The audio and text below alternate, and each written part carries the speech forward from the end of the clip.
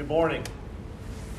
Welcome to an exciting day in Utah State University history, Utah State athletics history, and specifically Utah State football. The start of a new era today. I want to welcome all of the press that are here. I know it's a little bit of an unusual situation, not having fans, not having the band, the hoopla here, and such is 2020 and dealing with COVID, but nonetheless should take away none of the excitement of today. And as most of you know, we started this journey of the search several weeks ago, and hey, I stuck by my timeline. I think I told folks up front we were going to have somebody in place by December 15th.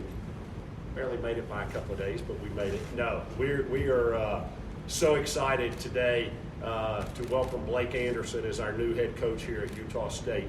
Just a brief minute from me, because he's the guy you really want to hear from. Tremendous interest in our job, a very diverse candidate pool.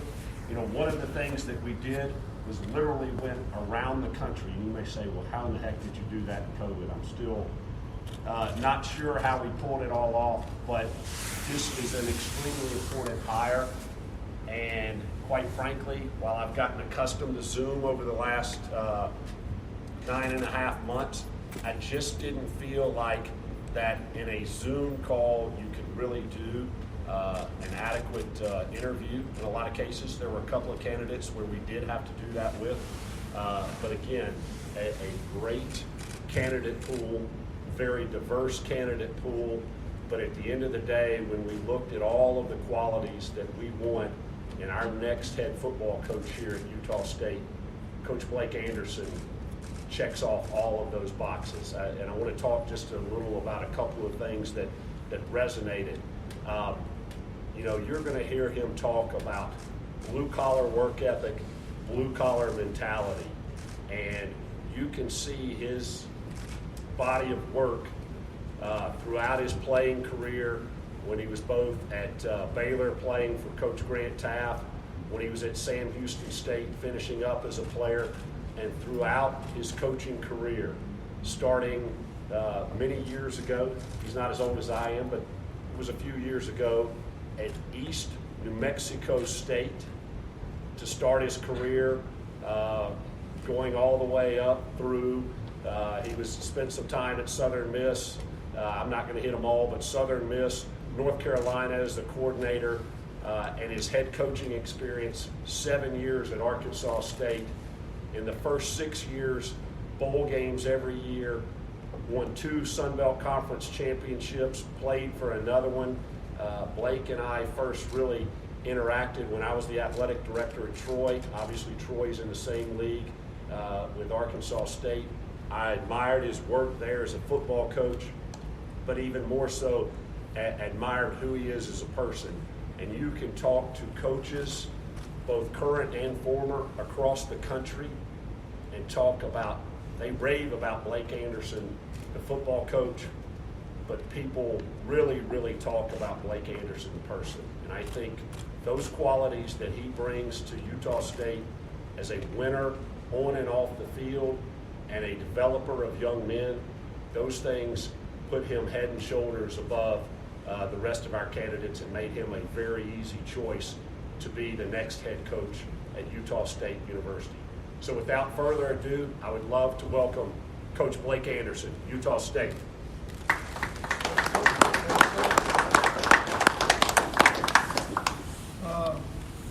Beyond excited to be here. Excited just doesn't do enough. Beyond excited to be here. The honor to be the head coach at Utah State. I think I'm 29, I think, right? Is that right? 29th head coach here. I have familiar with the program, familiar with just the tradition and history here. Luckily, one of my closest friends, Matt Wells, was the head coach here, successful head coach here, player here. And so I have listened to him talk about this place and what it meant to his family, just how much they enjoy living here. I've watched the program win. Actually got my tail kicked right out there in that stadium not too long ago as the head coach at Arkansas State. So I feel like I'm pretty familiar with it. Spent 4 years on staff with Rocky Long at University of New Mexico. as part of my career. My very first Division I job was with Rocky at University of New Mexico, so feel like I'm familiar with the Mountain West. So when I say I'm excited to be here, I feel like I've got enough knowledge of the place, the culture, the tradition and history here that I can truly mean it and truly be honored and just say thank you to those involved. We really got to start with John. John, he mentioned there's a ton of coaches all across the country, very, very talented, very qualified coaches that would love to be standing in front of you today saying some words and starting their program here. So I'm honored to be the guy that you guys chose that went through the process. Glenn Sugiyama sitting right back there, standing right back there. His search firm and John went to work, and my name came up. And it means the world to me that I got to be involved in the process with no guarantees of being the guy. And so I'm excited about where that leads. President Cockett, you get part of the process of getting a chance to meet her, a little bit of Zoom with her too, but just she had to be okay with me being the guy. She had to say yes. And then I think there's obviously a ton of other people that are involved in the process that I haven't even met yet. I do want to say a special thanks to Mr. Jim Law for a really nice ride out here for the guys coming in from Jonesboro.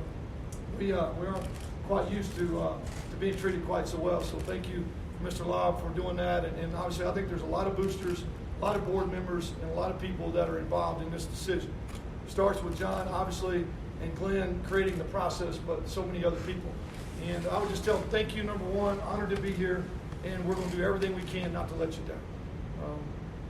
Before I kind of get on to who we're going to be and what we're going to be, I want to stop real quick, though, and say thank you to a bunch of people in Jonesboro, Arkansas as well. 7 years at Jonesboro has been a wonderful ride. And I hope that these guys will listen, and I'm going to make sure I speak to them individually when time allows. I was an offensive coordinator with no pedigree. My dad wasn't a coach. I didn't win a Heisman Trophy. I wasn't a great player. I'm just a guy that played ball, that loved to play ball, that had fortunate enough to work his way up the ranks and scored some points at Southern Miss and at Carolina. But Terry Mahajer, Chuck Welch, and at the time Dr. Tim Hudson saw something in me 7 years ago and gave me an opportunity to be the head coach at Arkansas State. When again, a ton of people would have loved to have the job. I wouldn't be standing in front of you guys today being announced as your head coach had they not done that, had they not given me the opportunity to do the job I did in Jonesboro. They became friends of mine.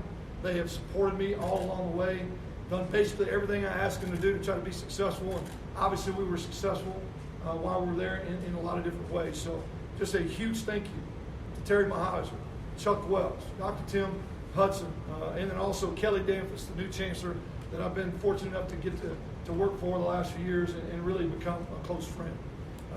We had a 7-year run there, and we took over a mess. I was a 5th head coach in 5 years, so adversity came with day one. And I know we'll be dealing with some here, and not afraid of it by any means. But what we were able to do, we were able to compete and rebuild at the same time. 6 straight bowl games, as you mentioned. We played for 3 titles. We won 2 of those. And this year, obviously, with COVID, I felt like we had a great team going into this season. Played close with Memphis, went to K-State and beat K-State in Manhattan for a Power 5 win. And then, as you guys know, COVID took over, and we were hit really, really hard. So I appreciate as well the fact that John had enough faith in me and my body of work that he didn't look at a 4-7 record in the middle of a COVID epidemic and let it define who he thought I was. And that says a lot about an AD, that he'll stand in front of you guys and announce a guy not looking at the record but looking at the man and the body of work. I can promise you we were much better than a 4-7 program.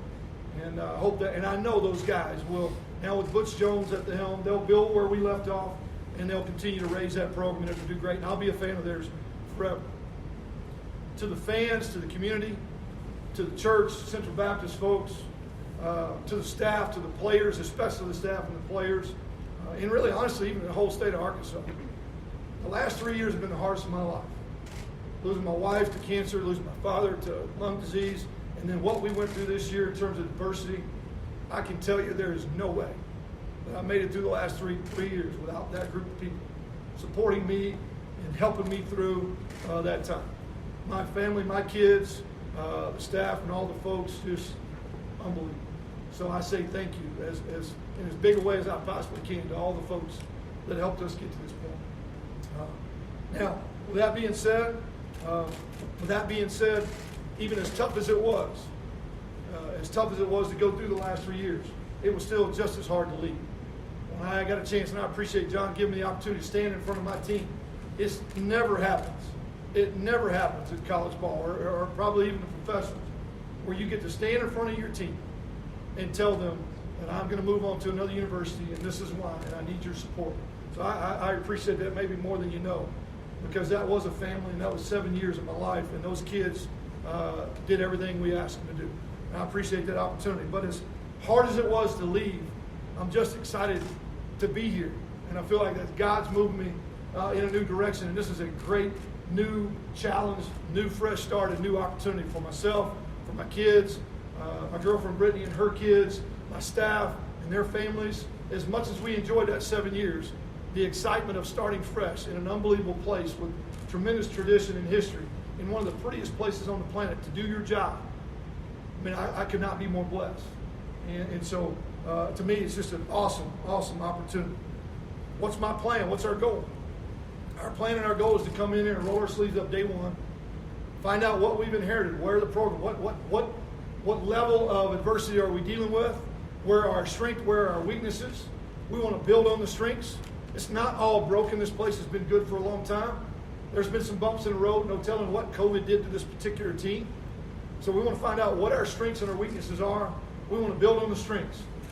We don't want to just come in and change everything. Build on the strengths. Something I learned there as a head coach. And then we want to obviously affect the weaknesses as quickly and effectively as we possibly can and be efficient as we go about doing it. So we're going to build on the success and the tradition of the past. We're going to make you proud. We're going to work hard to make you proud. We got to recruit well. We got to teach well. We got to get involved in the community and be part of this place. And we will. I will tell you that the guys that are going to come work with me, I said work with me, not for me. The guys that are going to come work with me are going to be guys that understand community, understand the size this place is. We're not in a place with a million. We're a small town. We're a small town community, very similar to what we were in Jonesboro. We're going to be out and about. We're going to shake hands. We're going to be at games. We're going to be at church. We're going to be at the restaurants in the community. You're going to see us. You're going to know us by face and name. We're going to get involved. And we're going to come out and put a product on the field that makes the people of the Valley proud, the alumni of Utah State proud, those people that have built these places. We know that we get to come to work at a great place every day because of so much work from so many people. Last thing is, the standard is very, very clear, is to win championships. It's that simple. The standard is high. I don't know how long that's going to take. I don't know exactly what the roster looks like, but I understand that the goal and the standard is to win championships, to win the Mountain West, and honestly be the best team in the country in the group of five. That is the goal. We're going to have to be patient. We're going to have to be deliberate. We're going to have to take great action. We're going to have to be great recruiters and teachers to do that. But I absolutely believe that is possible, or I wouldn't be standing in front of you today. I would have never taken this job if I didn't think those things were possible. That's exactly what I expect out of staff and myself. We're going to do it building it on really three things. We're going to build it on faith, family, and a fun, exciting atmosphere. I'm a Christian before I'm anything else. I love the Lord, and I feel like God put me in coaching. He built me that way to do exactly what I do. And I go to work. I don't really go to work. I just go to the office. It's not even work. I love what I do. I'm about affecting the lives of the young men and the staff around me in a way that honors God. So we're going to talk about faith. We're going to be about faith. And the guys that want to be a part of that environment, the guys are going to say yes to us in recruiting because they want to be around that environment every day. Family is huge to me. Obviously, losing people close to you makes it even more a priority. And maybe even my perspective is even more clear now than it's ever been before. So we're going to create family in every aspect of what we do, inside the locker room and out. We're going to be out and about in the community. I don't think family is just a football team. I think family is the local community. We want to do this together. We want everybody in the Valley to be wearing that logo and be in this stadium and be a part of what we do. So family and community, they go together, in my opinion. And so we know we've got to roll our sleeves up in that area as well. Be accessible, be open, go speak, share our stories, share our testimonies every way we possibly can, and have time to shake hands and talk to the 3 or 4-year-old that knows he wants to play here one day. We've got to do those things. The high school kids, the junior high kids, the people at church, and the people in the community.